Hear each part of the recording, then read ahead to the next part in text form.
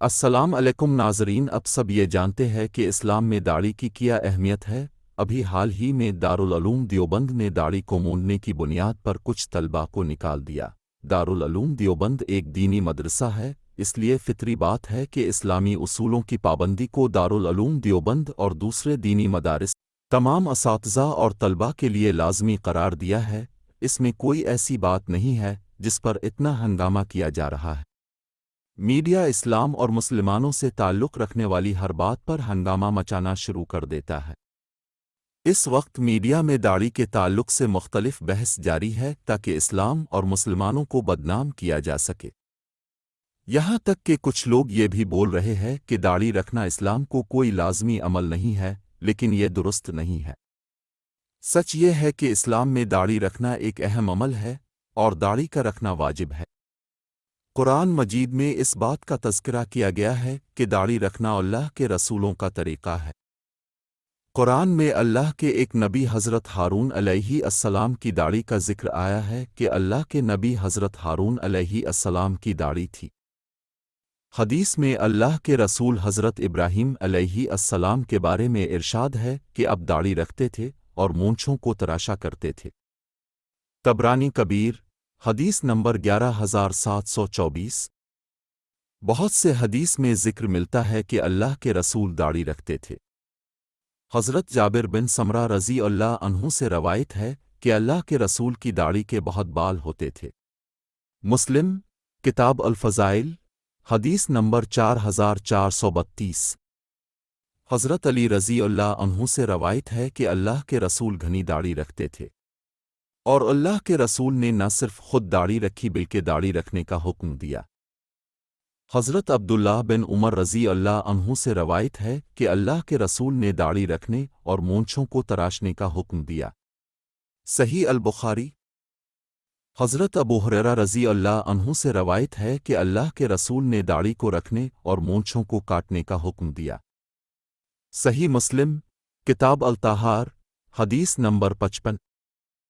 حضرت عبید اللہ بن عتبہ رضی اللہ عنہ سے روایت ہے کہ ایک آتش پرست اللہ کے رسول کی خدمت میں حاضر ہوا، اس نے اپنی داڑھی کو تراشا ہوا تھا اور مونچھوں کو بڑا رکھا تھا۔ اللہ کے رسول نے اس سے فرمایا کہ یہ کیا ہے؟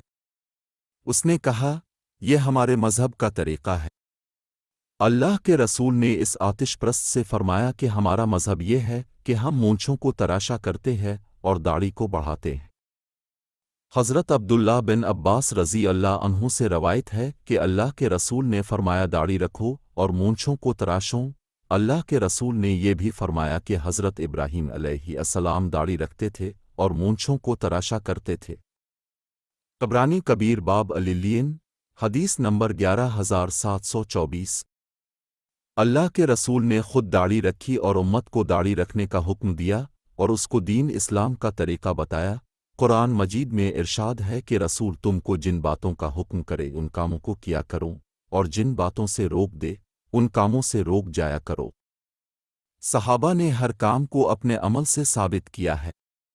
صحابہ جنہوں نے اللہ کے رسول سے براہ راست دین سیکھا ہے، جن کے اعمال کو اسلامی شریعت میں ایک خصوصی اہمیت حاصل ہے، ان کا بھی معمول داڑھی رکھنے کا تھا۔ ہر صحابہ اپنی مونچھوں کو تراشتے، داڑھی رکھتے، بغل اور شرمگاہ کے بال کو صاف کرتے۔ طبرانی کبیر باب العنیف حدیث نمبر 668۔ اس بنیاد پر ماہرین شریعت اس بات پر متفق ہے کہ ہر مسلمان کا داڑھی رکھنا واجب ہے، لہذا 4 فقہ مکاتب حنبلی، حنفی، مالکی اور شافعی اور ان کے علاوہ اہل حدیث جو سعودی عرب کے فتویٰ پر عمل کرتے ہیں، یہ 5 مکاتب اس بات پر متفق ہے کہ داڑھی کو تراشنا حرام ہے۔ فقہ حنفی کی معتبر کتاب در مختار میں ہے کہ مرد پر داڑھی کو تراشنا حرام ہے، لہذا بلا عذر پوری داڑھی کا تراشنا حرام ہے۔ داڑھی کا تراشنا حرام اس لیے ہے کہ اس سے اللہ کے رسول کی نافرمانی ہوتی ہے۔ کسی مذہب میں کون سا عمل ضروری ہے، اس کو مذہب کے بنیادی کتابوں اور اس مذہب کے معتبر علماء کرام کے ذریعے ہی سمجھا جا سکتا ہے، نہ کہ مذہب کے ماننے والوں کے عمل سے، جیسے اسلام میں 5 وقت کی نماز پڑھنا فرض ہے، لیکن زیادہ تر مسلمان نماز پڑھنے میں کوتاہی کرتے ہیں، اس طرح اسلام میں شراب پینا حرام ہے، لیکن کچھ مسلمان اس گناہ کا ارتکاب کرتے ہیں تو ان کا عمل اس بات کی دلیل نہیں ہو سکتی کہ نماز چھوڑنا اور شراب پینا اسلام میں جائز ہے۔